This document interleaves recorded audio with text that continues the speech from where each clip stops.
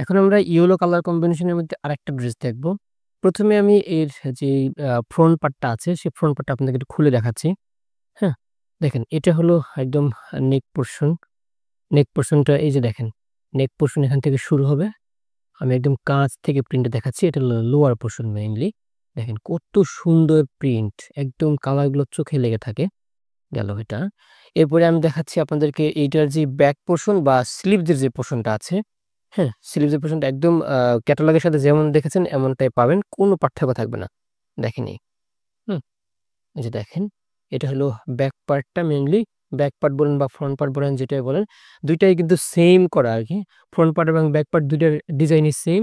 শুধুমাত্র এর সাথে এই যে স্লিভসের পোরশনটা এড করা। আর কিছুই না। দেখেন ক্যাটালগে যেমন দেখতে পাচ্ছেন, আমার কাছে মনে হচ্ছে তার থেকেও বেশি সুন্দর এগুলো। এবার সবথেকে মজার বিষয় হলো ইয়েটা দেখেন, এই যে আ আপনার দোপাট্টাটা, হ্যাঁ?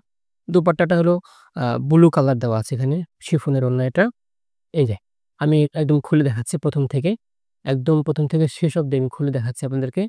দেখেন কত সুন্দর প্রিন্ট এবং দেখতেও কত ক্যাচি লাগে।